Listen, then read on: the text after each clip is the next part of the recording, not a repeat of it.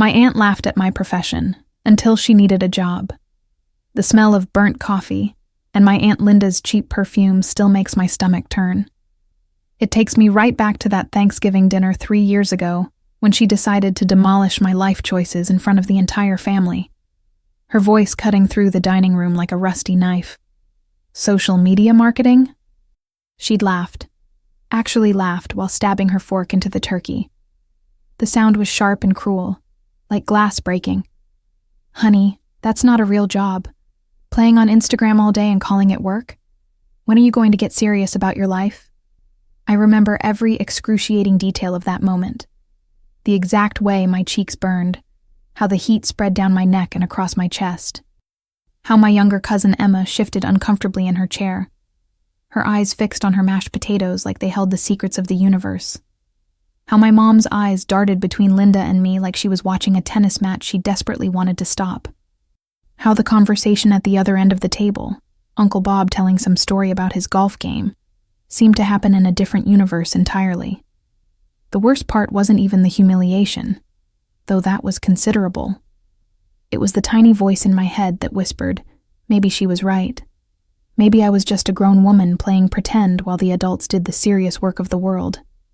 At 26, I'd been building my digital marketing consultancy for 2 years, and it had been the hardest 2 years of my life. Despite what everyone assumed, it wasn't easy money or quick success. I spent 12-hour days hunched over my laptop in my cramped studio apartment, learning algorithms that changed faster than I could keep up with, crafting content strategies for small businesses that trusted me with their dreams and their limited budgets. My clients weren't glamorous influencers or major corporations. They were Maria, the florist who'd inherited her shop from her grandmother and was watching customers drift away to the big chains. They were the Chungs, who'd invested their life savings into a family restaurant and were fighting to survive the pandemic. They were Jennifer, the boutique owner who'd maxed out her credit cards to follow her dream of selling handmade jewelry, and now lay awake at night wondering if she'd made a terrible mistake. These weren't people who could afford to make mistakes with their marketing budgets. When Maria gave me her last $500 to help boost her Valentine's Day sales, I felt the weight of her trust like a physical thing. When the Chung showed me their dwindling bank account and asked if I could really help them get more takeout orders, I knew that my success or failure would determine whether they kept their doors open. But sitting at that dinner table, watching Linda's smug expression as she turned to regale Uncle Bob with stories about her real job at the insurance company, I felt like a fraud. Like maybe I was just a kid playing dress-up in the adult world. "You know what I told my manager about these influencer types?" Linda continued, her voice getting louder as she warmed to her topic. She was enjoying this, I realized. She was enjoying tearing me down in front of everyone. They're just pretty girls who don't want to work hard, no substance, no real skills. Taking pictures of their coffee and calling it a career. I wanted to tell her about the nights I'd stayed up until 3 a.m. researching her target demographic, about the spreadsheets full of A/B test results, about the complex advertising funnels I'd built that turned strangers into customers. I wanted to explain that I'd helped Maria's flower shop increase their revenue by 40% in 6 months, that I'd saved the Cheng's restaurant from closing, that Jennifer's jewelry business was now profitable enough for her to quit her day job. Instead, I sat there like a coward, my face burning with shame and anger, while Linda continued her performance. "I mean, really," she said, cutting another piece of turkey with unnecessary force. "Social media marketing. What's next? Professional Netflix watching? Professional napping?" The table erupted in uncomfortable laughter. Even my dad chuckled, though he stopped when he saw my face. My mom reached over and squeezed my hand under the table, but the damage was done. In Linda's eyes, and maybe in everyone else's, I was a joke. The irony wasn't lost on me that Linda, who'd been passed over for promotion 3 times in 5 years, was lecturing me about work ethic. She'd been at the same insurance company for 15 years, doing the same job, complaining about the same boss, earning the same modest salary. But because she wore a blazer to work and had business cards with her title on them, she was legitimate. I was just playing pretend. After dinner, I escaped to the kitchen to help clean up, mainly to avoid more conversation. Emma followed me, carrying a stack of plates. "Don't listen to her," Emma said quietly, loading the dishwasher. "She's just bitter because she's stuck in that awful job." "Maybe she's right, though," I said, scraping leftover cranberry sauce into the garbage. "Maybe I am just messing around on the internet." "Are you kidding me?" Emma's voice was fierce. "Sarah, you literally saved my friend's mom's business. Remember the bakery?" "Mrs. Rodriguez was about to close, and you helped her do that whole social media thing, and now she's busier than ever. That's not playing around. That's real." I wanted to believe her, but Linda's words had hit their mark. That night, I lay awake replaying the conversation, feeling the familiar anxiety that had plagued me since I'd started my business. The imposter syndrome that whispered I was a fraud, that I'd be found out eventually, that I should just give up and get a real job. But I didn't give up. I couldn't afford to. The next morning, I had a video call with Jennifer about her holiday marketing campaign. The week after that, I was helping the Chungs plan their New Year's promotion. Work continued, clients were happy, my bank account remained stable. Life moved on. I wish I'd known then how much that Thanksgiving dinner would matter, how those cruel words would echo back in ways I never could have predicted. The first sign of trouble came 8 months later, when Linda started posting vague Facebook statuses about corporate restructuring and new beginnings. I didn't pay much attention at first. Linda was always dramatic about everything. When she posted a photo of her empty desk with some cryptic caption about closing chapters, I figured she'd finally gotten fed up with her boss and quit. It was my cousin Emma who filled me in during one of our weekly phone calls. We'd gotten closer since that awful Thanksgiving, bonding over our shared frustration with family dynamics and Linda's particular brand of toxicity. "Did you hear about Aunt Linda?" Emma asked, her voice careful. "She got laid off last month. They're downsizing the whole department." I was sitting in my apartment, working on a campaign for a new client, when the news hit me. My first emotion, I'm deeply ashamed to admit, was satisfaction. Not happiness. I'm not cruel. But a small, petty satisfaction that Linda's real job had turned out to be just as precarious as my supposedly fake one. "How's she taking it?" I asked, already knowing the answer. "Not well. She's been applying everywhere, but—" Emma's voice trailed off. "The insurance industry is rough right now. A lot of companies are cutting back, and she's been at the same place for so long, her skills are pretty specific." I felt the satisfaction drain away, replaced by something more complicated. Whatever I thought about Linda's attitude, unemployment was serious business. She had a mortgage, a car payment, 2 kids starting college. Her youngest, my cousin Mike, was only a sophomore in high school. The family relied on her income. "Has she found anything yet?" I asked. "She's had a few interviews, but nothing's panned out." "And Sarah?" Emma's voice dropped. "Don't tell anyone I told you this, but I think she's really struggling. Like, financially." Mom mentioned that Linda asked to borrow money for groceries last week. The image of Linda, proud, arrogant Linda, asking for money for groceries was sobering. I thought about my own bank account, healthier than it had ever been thanks to a growing client base and higher rates. I thought about the security I'd built for myself, the emergency fund I'd managed to save, the comfortable life I'd carved out doing work that Linda had dismissed as fake. For the next 2 months, I watched Linda's social media presence shift from confident proclamations about new opportunities to increasingly desperate posts about exploring options and expanding horizons. She joined every job search group on Facebook, posted her resume with captions about being eager to contribute to a dynamic team and bringing 15 years of experience to the right opportunity. The posts were painful to read. Linda, who'd always been sharp-tongued and self-assured, was exposing her vulnerability to anyone who scrolled past. Each week brought new updates about interviews that went nowhere, promising leads that fizzled out, applications that disappeared into corporate black holes. "Had a great conversation with the hiring manager at XYZ Insurance," she'd post. "Fingers crossed." A week later. "Unfortunately, they decided to go with someone else, but I'm staying positive." I found myself checking her page more often than I cared to admit, watching this woman who'd once seemed so confident slowly lose her footing. The posts became more frequent, more desperate. She started sharing articles about job hunting tips and career changes, adding comments like, "So true," and "This is exactly what I needed to hear today." Then came the post that changed everything. It was a Tuesday morning, and I was working on a campaign for a local bakery, not Mrs. Rodriguez's place, but a new client who'd been referred by a friend. I was deep in the analytics, studying engagement patterns and adjusting our posting schedule, when my phone buzzed with a Facebook notification. Linda had tagged me in a post. "My niece Sarah works in social media marketing. Does anyone know if companies are hiring in that field?" Asking for a friend. I stared at the screen, reading the message 3 times.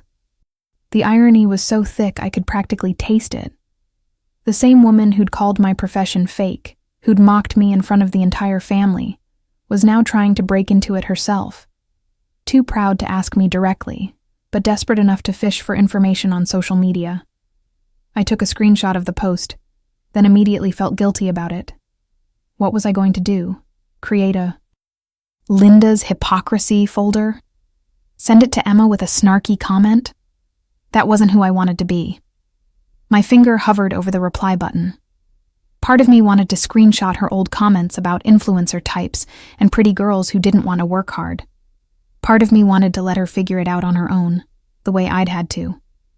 Part of me wanted to write something cutting about real jobs and playing on Instagram.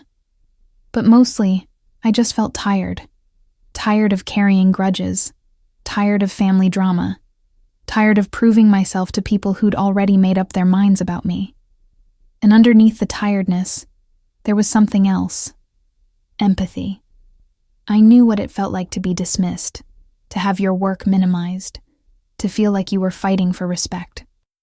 I wouldn't wish that feeling on anyone, not even Linda. Instead of replying to the post, I picked up my phone and called her directly. "Hello?" Linda's voice was cautious, like she was expecting bad news. "Linda? It's Sarah. I saw your post about social media marketing." There was a long pause. When she spoke, her voice was smaller than I'd ever heard it, stripped of its usual confidence and edge. "Oh, hi, honey. Yeah, I'm just, exploring different industries. The job market is tough right now." "I know it is. Listen, do you want to grab coffee sometime? I could give you some information about the field, maybe help you understand what it actually involves." Another pause, longer this time. I could almost hear her swallowing her pride. "Would you?" "I mean, I don't want to take up your time. I know you're busy with your work. You're not taking up my time. And Linda, it's okay to call it work. That's what it is." "Right, of course. I'm not sure I understand what you do exactly." "That's okay. Most people don't. How about Thursday at 2? There's a Starbucks on 5th Street near the library." "That would be great." "Sarah?" "Thank you. Really." We met at the Starbucks 2 days later. I arrived early, choosing a table in the back corner where we could talk without being overheard. I'd spent the previous evening thinking about what I wanted to say, how I wanted to approach this conversation. I could be petty and vindictive, or I could be professional and helpful. I chose professional, though I'd be lying if I said the pettiness wasn't still there, lurking beneath the surface. Linda arrived exactly on time, which surprised me. She'd always been chronically late to family events, treating punctuality as optional. But today she was different. Not just on time, but early by a few minutes. She looked different too. Not just older, though 3 years had definitely aged her, but smaller somehow.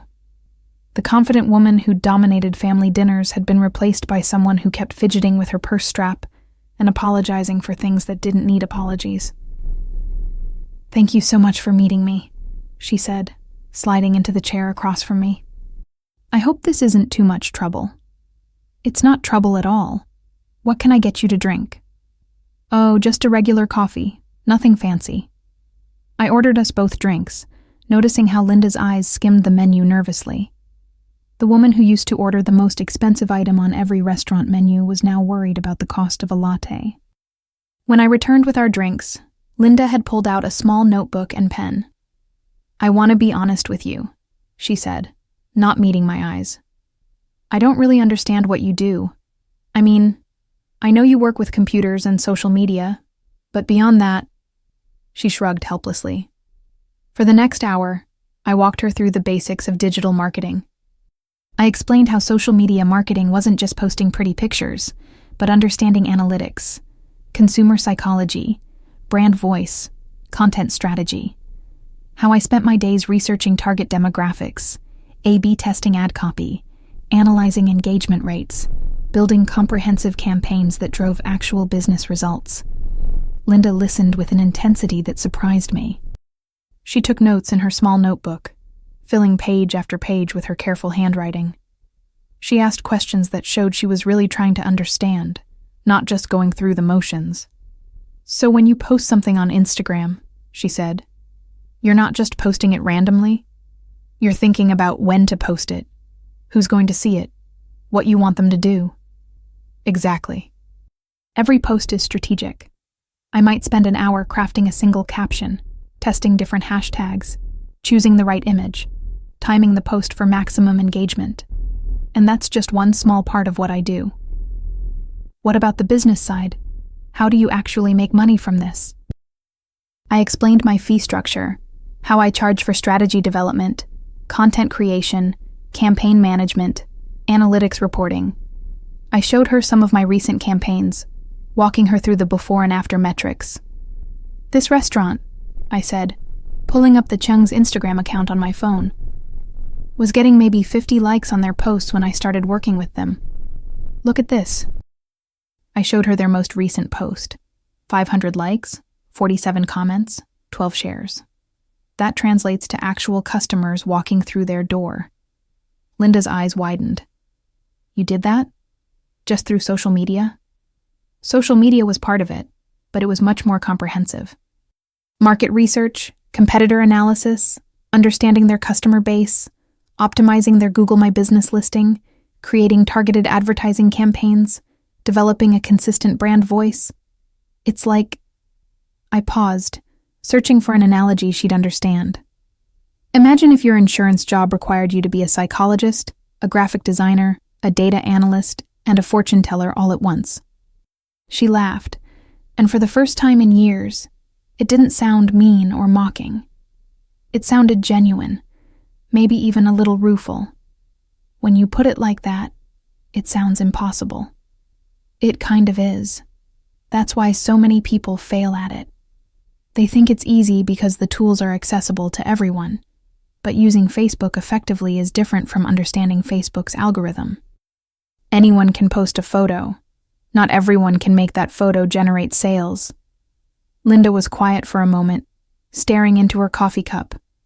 I watched her process everything I'd told her, saw the gears turning in her mind. "I owe you an apology," she said finally, looking up to meet my eyes. "What I said at Thanksgiving, I was completely wrong. I didn't understand what you do, and I made assumptions based on ignorance and prejudice." The apology felt good, but it also felt insufficient. 3 years of hurt doesn't disappear with a few words. "It's okay," I said, though it wasn't entirely true. A lot of people don't understand digital marketing. It's a new field, and it changes so fast that even people in the industry struggle to keep up. "No, it's not okay." Linda's voice was firm now, more like the woman I remembered, but without the cruelty. "I was dismissive and rude, and I did it in front of the whole family. That was wrong, regardless of whether I understood your job or not. I was..." She paused, struggling with the words. "I was jealous, I think. You seemed so confident, so independent. You were building something of your own, and I was stuck in the same job I'd had for 15 years, working for people who didn't respect me. The admission hung between us like a bridge. I'd never considered that Linda might be jealous of me, that her attacks might have come from her own insecurity rather than genuine disdain. "I'm sorry too," I said. "I could have handled that dinner differently." I could have stood up for myself, explained what I actually do instead of just sitting there taking it. You shouldn't have had to. I was the one being awful. We sat there for a moment, the weight of 3 years of tension finally lifting. It felt like taking off a heavy coat I'd been carrying without realizing it. "Can I ask you something?" Linda said. "Do you think... is it possible for someone like me to transition into this field? I know I'm starting from scratch, but I'm willing to learn." I studied her face, looking for traces of the woman who'd humiliated me at that dinner table. All I saw was someone who'd been humbled by circumstances, who was genuinely asking for help. "It's possible," I said carefully, "but it's not easy. You'd need to learn a lot of new skills, and you'd probably have to start at a lower level than you're used to. Are you really willing to do that?" "I don't have much choice," Linda said with a rueful smile.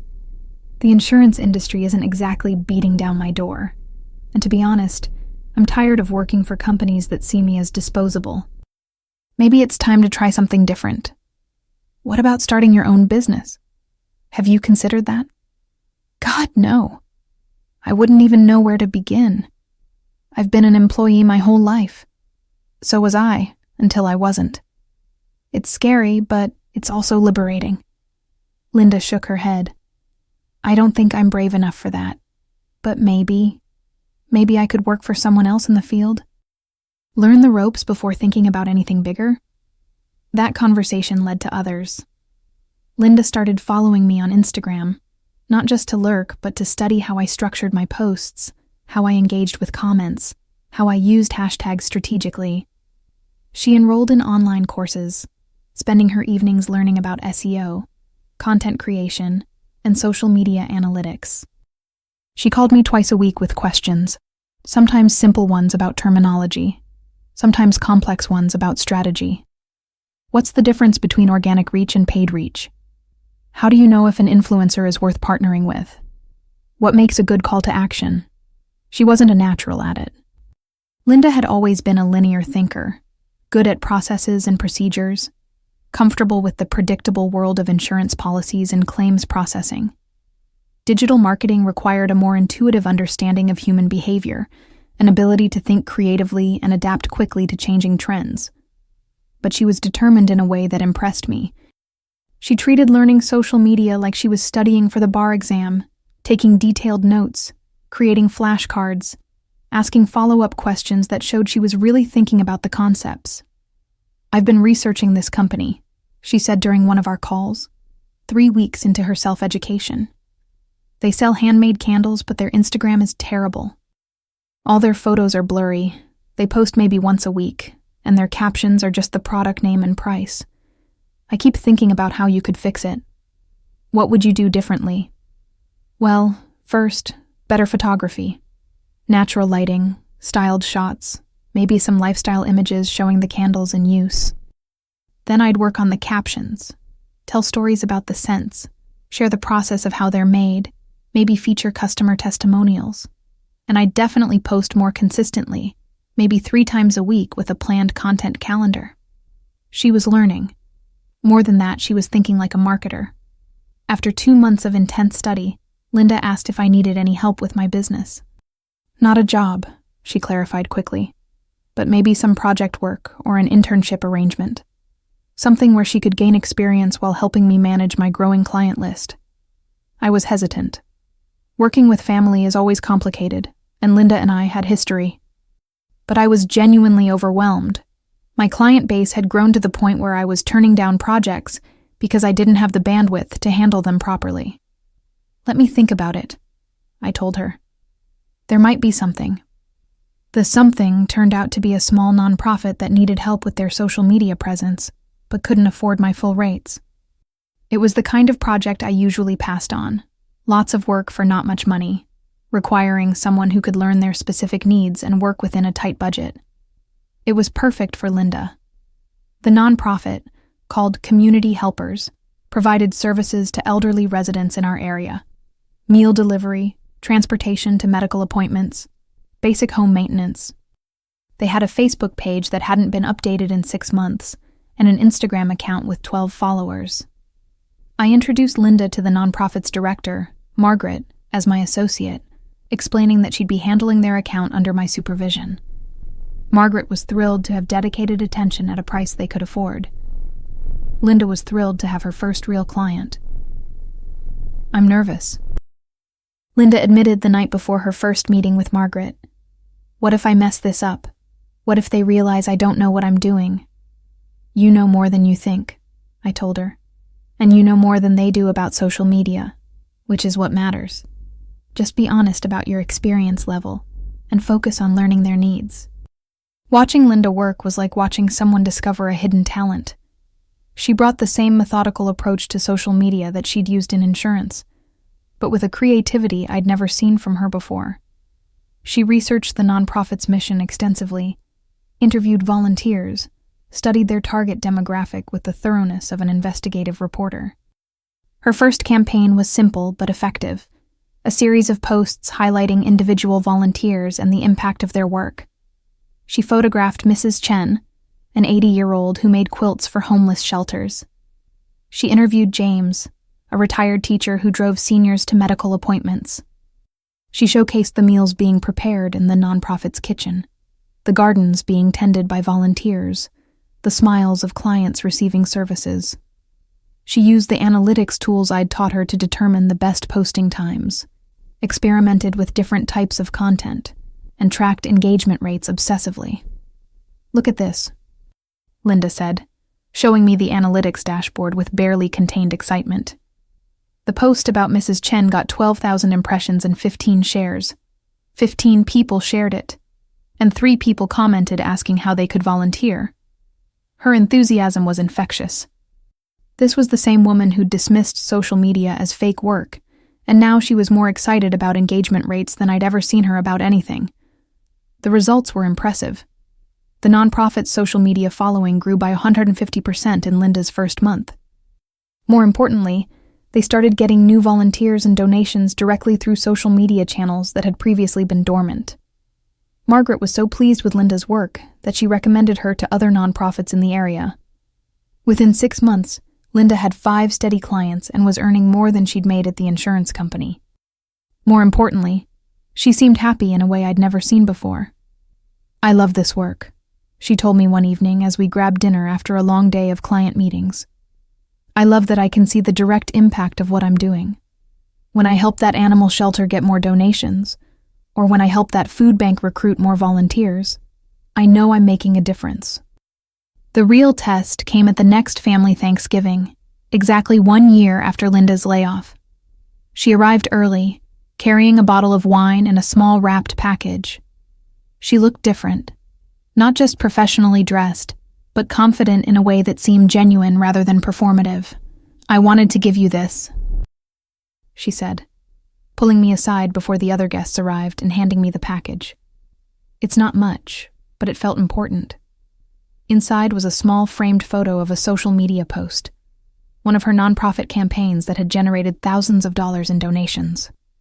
Below the image, she'd written in her careful handwriting, "To Sarah, who showed me that real work comes in many forms. Thank you for giving me a second chance." During dinner, when Uncle Bob asked about her new job, Linda's description was detailed and passionate. She talked about conversion rates and brand storytelling, about the psychology of social media engagement, and the satisfaction of helping small organizations amplify their missions. "It's amazing," she said, glancing at me across the table. "I used to think social media was just people posting pictures of their lunch. I had no idea how complex and strategic it really is. Sarah's been an incredible mentor. She basically taught me an entire new career." The vindication felt good, but it wasn't the triumphant moment I'd imagined 3 years earlier. Instead, it felt like closure, like the end of a chapter that had been painful for both of us. After dinner, we found ourselves alone in the kitchen, loading the dishwasher together, a scene that echoed that awful night 3 years ago, but with completely different energy. "Can I ask you something?" Linda said, rinsing gravy off a serving spoon. "When I posted that thing on Facebook, asking about social media jobs, you could have ignored it, or called me out publicly for being a hypocrite, or told me to figure it out myself after how I treated you. Why didn't you? I thought about it for a moment, drying a wine glass carefully. Because holding grudges is exhausting. And because everyone deserves a chance to change their mind when they learn new information. And because... I paused, considering my words. Because I remembered what it felt like to be dismissed and belittled, and I didn't want to make anyone else feel that way. Linda nodded, then surprised me by pulling me into a hug. Thank you. Not just for the job help, but for treating me better than I treated you. I don't know if I would have been as generous if the situation were reversed. We're family, I said simply. That's what family should do. 6 months later, Linda texted me a screenshot of her largest contract yet, a medium-sized business that wanted to revamp their entire digital presence. The project was worth more than she'd made in a year at the insurance company. I can't believe this is my life now, she wrote. I wake up excited about work. I haven't felt that way in years, maybe ever. I smiled, thinking about the journey we'd both taken. Linda had learned that social media marketing was real work, complex, demanding, and valuable. I'd learned that people can change, that humility can lead to growth, and that sometimes the best revenge is simply living well and being kind. The insurance company that laid Linda off? They're still downsizing, still struggling to adapt to a changing market. They recently reached out to Linda, asking if she'd consider returning as a consultant to help them improve their social media presence. Linda politely declined. She's too busy with her real job. These days, when I smell burnt coffee and cheap perfume, I don't think about that awful Thanksgiving dinner. I think about Linda hunched over her laptop at 11 p.m., crafting the perfect Instagram caption for a client's fundraising campaign, her face lit by the blue glow of engagement notifications. She's become one of the hardest working people I know, and she's never once called anyone's job fake. Sometimes the best victories are the ones where everybody wins. Linda found a career she loves, her clients get expert social media management, and I got the satisfaction of watching someone discover their potential. But more than that, I got my family back. And that, it turns out, was worth more than any vindication.